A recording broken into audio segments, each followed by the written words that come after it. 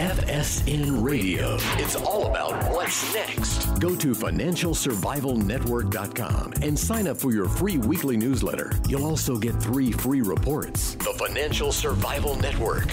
It's all about what's next.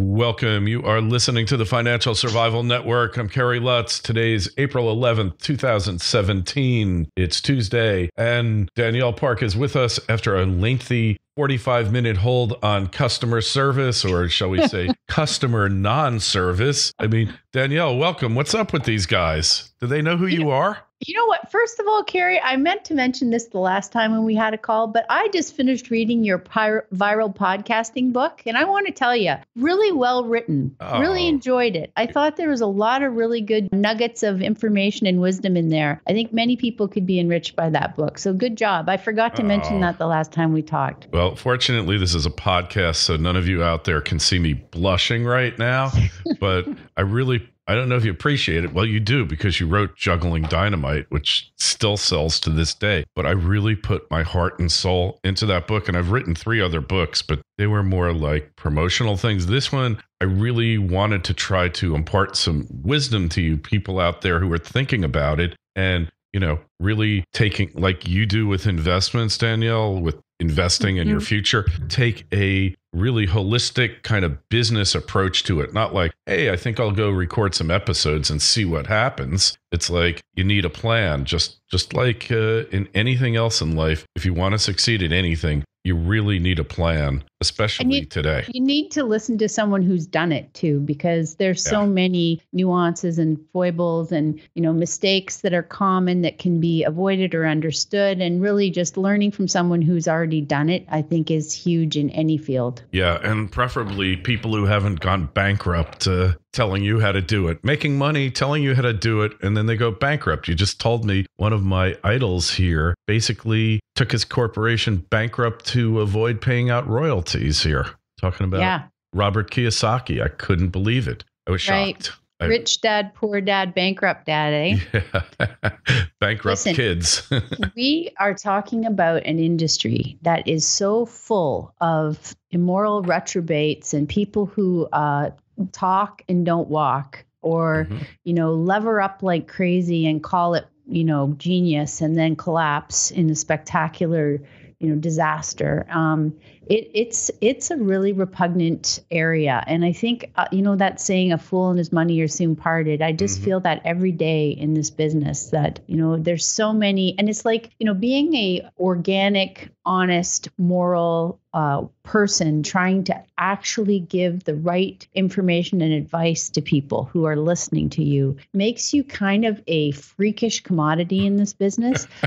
It's like competing nonstop against people who are jacked up on steroids or other banned substances, or flat out just lying about their results and performance. And you're constantly having to be, you know, compared, your recommendations or advice is compared to that. And it's not until they blow up or get hauled away in cuffs that people realize, hey, they were a shyster. And they were, you know, I can think of, wasn't it also that woman that wrote that book, The Secret? Remember that a few years ago? All that hype and hope. And that one went down like a flaming story as well. She did find the secret for herself. The secret was making the secret and making tens of millions of dollars. I mean, cash out. If only we had known that secret before, you or I could have done it easily. Hey, you know, this is why it's so difficult, I think, for people.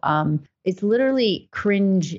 My blood boils and cringes every day at the crap that I hear passing as advice or, you know, suggestions for people that need it. And, you know, like I was reading, for example, another story about the disaster of student debt in your country. And, you caught that story about those people being set up? They were using their loans as a loss leader, Sally Mae, which is now Navient or Navient, was using these students who they knew were going to default on their loans because, look, they were studying to be, what was that guy? Photographers. One lady was a photographer. She took on $150,000 in student debt for a job that, if she was lucky, might make her $50,000. She could have learned it on YouTube. I mean, that's the Right. fact of the matter. You do 25 YouTubes, you take a correspondence online course for no more than $1,000, and then you go out there with your camera and you start taking pictures and you get good at it. I mean, 150,000 for a loot. It turned my stomach. And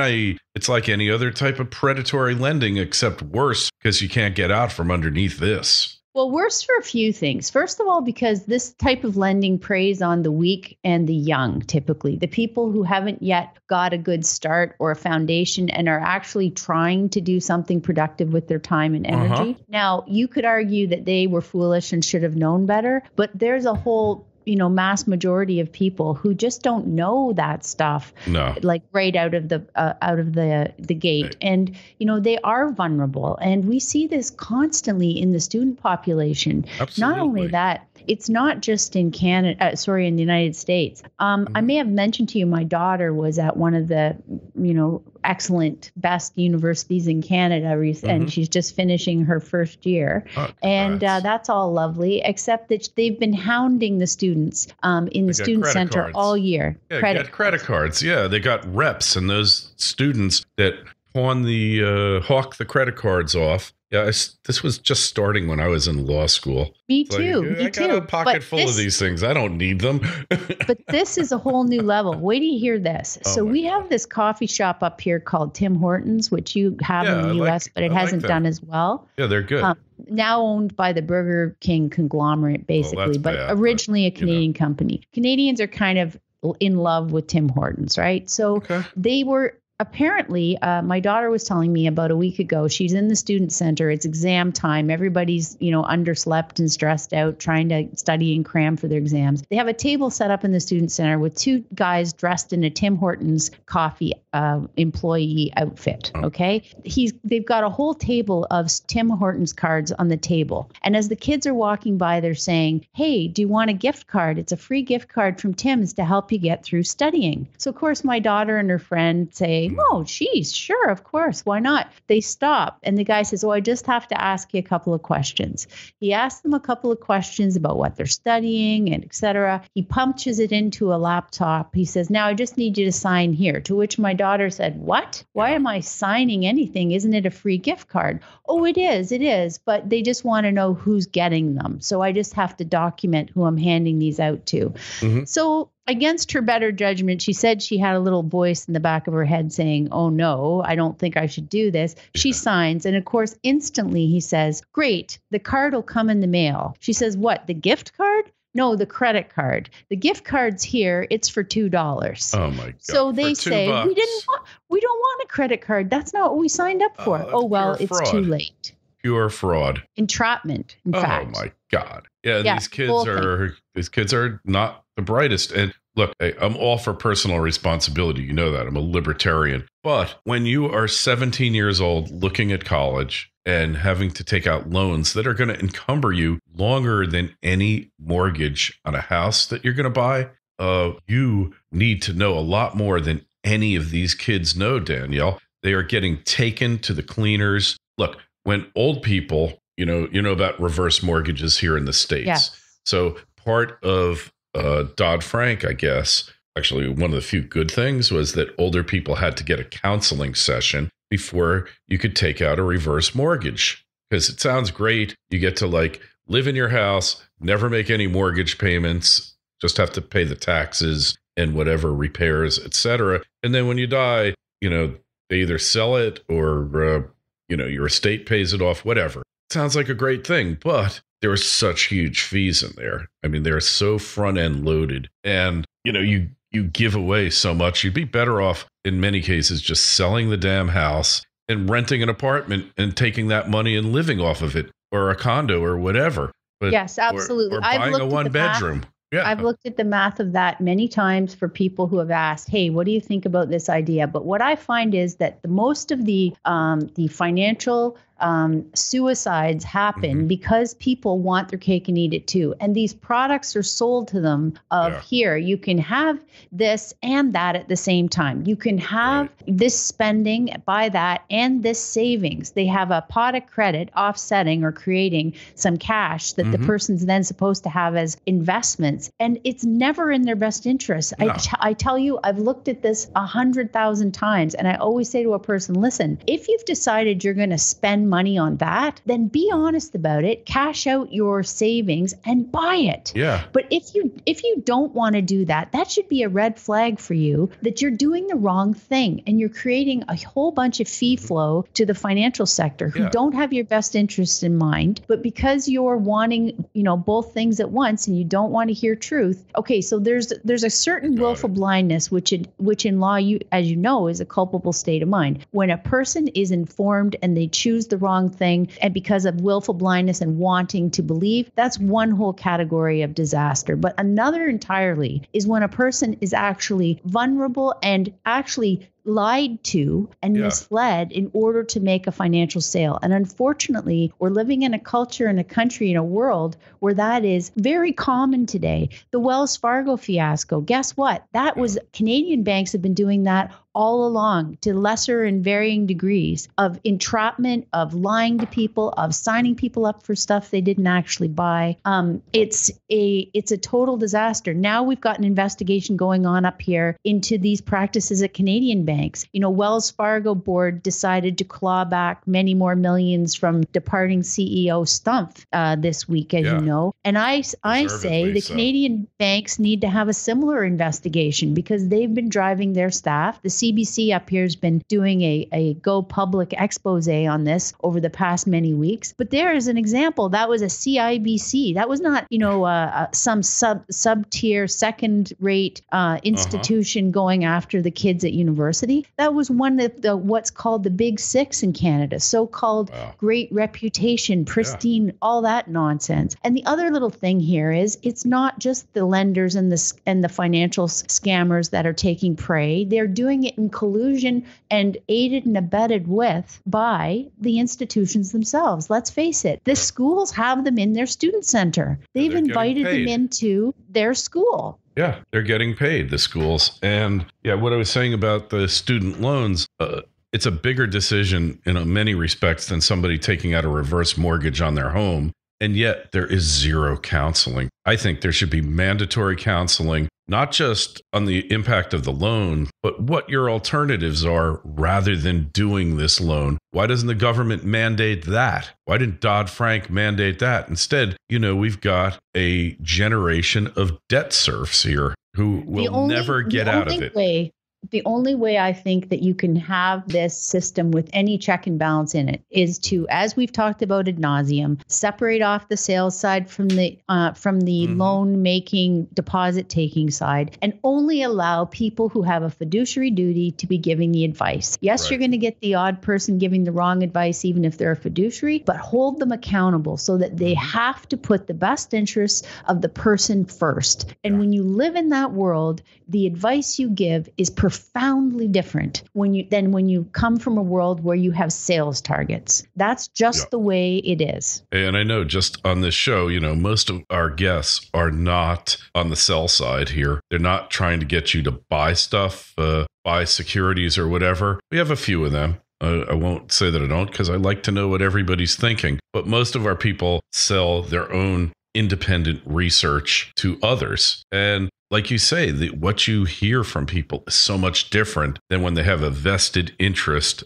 i.e. earning a commission off of a specific product and they don't look at it as an investment. They look at it as a product. That really says it all. What's the difference between a product and an investment, Danielle? Oh, well, an investment is actually a very simple mathematical assessment of risks and probabilities of cash flows that you're going to get for outlaying a certain amount of principal up front. That's how you judge the viability or attractiveness of an investment: price and cash flows, security of principal, all that stuff. But everything else is about how to make cash flow for the product producers, and they just want to hit those targets. And the CEOs that are taking all the executive suites are driving them like a dog team to make those targets. So there's fault all around here. But as I say, if we could just only allow people that are required to put the best interests of the person first as the advisors, that would be a huge step. I mean, you look at the pension crisis that's going on in the world today. I just noticed the April report from Moody's pegged the U.S. state and local pension plans at something like $3.5 trillion of unfunded liability. That's just in the U.S., okay? That problem is everywhere. Why? Because they've allowed the underwriters of products to drive the investment policy and allocation decisions at institutions, charities, endowments, all over the place. You've got this revolving door between regulators and the finance sales side, and you've got them all populating these boards that are advising on how to run these pensions. So they're all getting paid up front and leaving huge holes, and those holes are not going to be fixed, Carrie. This is at a point where it's going to need radical revitalization. We're going to have to cut benefits, extend pay-in periods. Every time you ratchet down the reality of the returns from this ridiculous 7 and 8% back towards 3 and 4, which is likely to be earned, every time you do that, you increase the hole by about 10%. Like the amount of money that has to be topped up or added goes up by about 10% every time you come down 1% on the expected rate of return. And it's a tragic story. So I think we have to do a lot more. I saw this announcement that they're going to require teaching children about financial literacy in high school in my province. That was a recent addition the school board's going to be adding. But my horror, of course, is who's going to be teaching that course. If they bring in the sales force to teach the course, they're going to be telling everyone that they need to be fully loaded on risk, that debt's great, you should take it out whenever possible, using other people's money and all this nonsense. And it's just going to cream them. So, we really have to stop this completely destructive whole sector that we allow to abuse our most vulnerable and trusting individuals. Absolutely. I couldn't agree more. And it starts with the real college education, which is, should you be going to college in the first place? You just saw that article I wrote and proofed for me, thank you, on Escape from New York, where just give everybody college. Just give it to them. Now, granted, it's not room and board. I don't know if they're paying off the miscellaneous fees, but it's still $6,500 a year. And what that's going to do is attract a bunch of people to go to college who shouldn't, because not everybody should be going to college. And that doesn't mean that you're not going to be successful and that you're not going to have a great income. It just means that the opportunities that college affords are not the ones that you should be pursuing. You should be auto mechanic or HVAC or welder that start out, way above average income. Once you're certified or whatever is required in your state, that's all it means. It's not like you're any less better than somebody that goes to college. I mean, I think we've got these bloated, top-heavy institutions that have been the benefactors of great cash flow and government largesse assistance, allowing the banks to, again, fuel them with all sorts of fees at the expense of the people they're supposed to be serving and protecting, the students. So that's the one thing. They've become very top heavy, just like government on the credit bubble, far too much, very highly paid, basically machines, get them in, get them out, get the fees kind of thing, and have lost track of the obligation and duty to the students that they're trying to serve. Another thing is, they're coming up with a lot more efficient models for education today. Like, for example, they have these coding schools now available. And yes, you have to pay, 20 or 30,000 to get into them, but within 6 weeks you're out and you're working, and the hire ratio out of them is very high. So this is a much more efficient approach than spending 3 or 4 years and, going 150,000 into debt to come out with questionable skills. I put a link on this morning, Carrie, I don't know if you caught it, but a talk from Mohammed Yunus, the Nobel guy who set up the microfinancing. He's been doing it for 30 years around the world. I saw it. And two really great things in that it's an hour long, so you have to listen to it while you're doing other things. But at the end of it, he says, about this education problem, there is not the solution is not to tell people how to go look for jobs. The solution is to tell people how to be their own boss, how to start like entrepreneurs. He says every individual has this capacity for creative solutions. And the idea that you have to start on this huge scale or go work for a huge corporation that's skimming all the profits to the top of, executives and you're the workhorse is the wrong path right now in the world. This is where we've come to the end of that road. We need to re-empower the workers. We need to re-empower people to start businesses, little or whatever kind they can, and to learn how to manage money and not go into huge debt to do everything. That's really come to the end of its franchise, that whole model. Oh, agreed. I'm fortunate. Come from fourth generation entrepreneur. So the idea of ever working for anybody else, I don't know that I had it in my DNA, but, I look at other people and you work 20 years for this company. If you've managed to work there that long, and then what, then what happens? You're just a number. You're a cost to be controlled, and they dump you when they see fit. If it's in their business plan. So do you really want to be treated that way? And it's crazy. Yeah, well, and you could argue that there are many things wrong in the world today, but there are also many new opportunities coming down the pipe, which are literally changing everything, about how we do business, about modes of transportation, about, autonomous driving, about how that's going to reconfigure cities, how existing businesses are going to be creatively destroyed in many ways. So thinking ahead, thinking outside the box, not, gearing young people to go into the most conventional paths here, I think is doing them a great service. And also just trying to give them advice. I say to my readers all the time, listen, if you have something you're considering or you're trying to weigh considerations, drop me an email. If you have no one else that you can get a straight answer from, or you don't have parents who have or anyone around you that has business sense and has, some advice they can offer, at least seek out someone who's not in the business of making money off of what they tell you to give you another opinion and try and look for other ideas. Absolutely. I could not agree with you more. It's bad because you had the breakdown of the traditional family. So a lot of these kids out there, they don't have the role models needed, and they don't have the person they can go to in their family to help you really decide these issues. So it's a difficult situation. Hey, well, economic education, you can't get enough. I will say for my son, my kids went to pretty good public school. My son, he was the only one that got the economic education course, and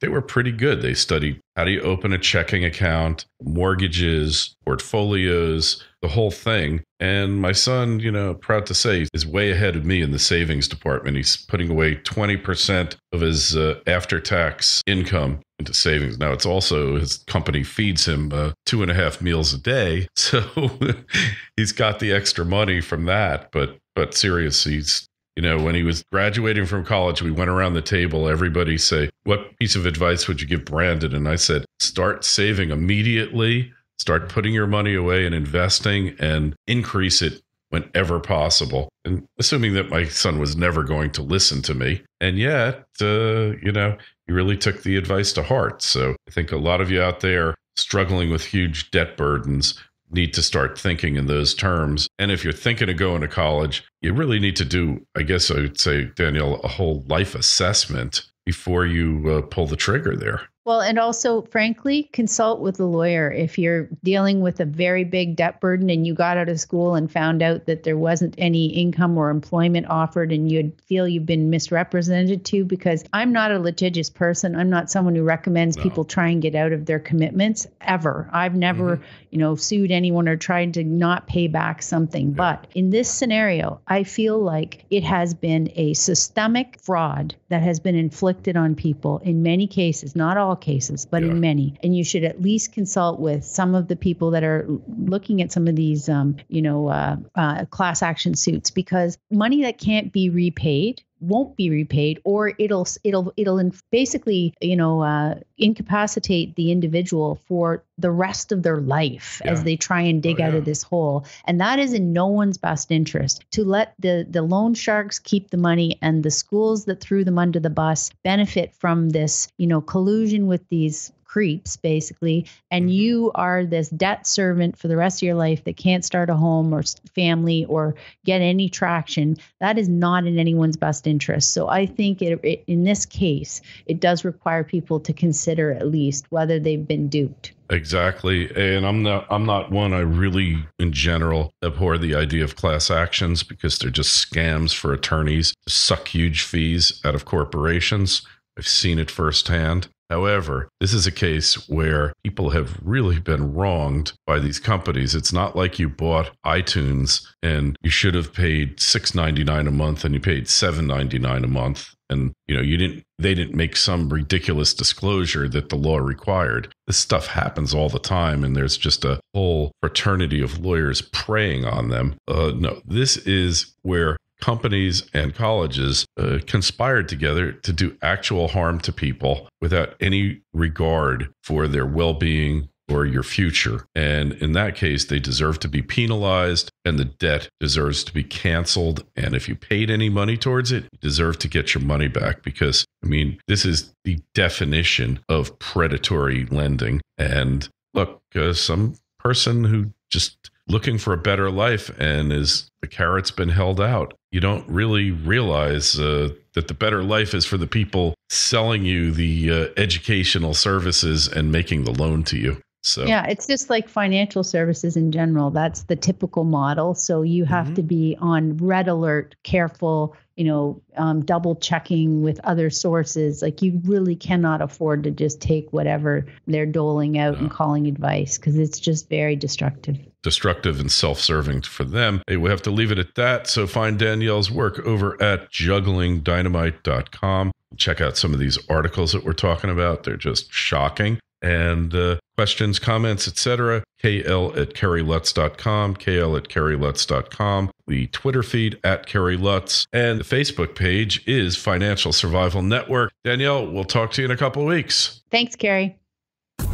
FSN Radio. It's all about what's next. Go to financialsurvivalnetwork.com and sign up for your free weekly newsletter. You'll also get 3 free reports. The Financial Survival Network. It's all about what's next.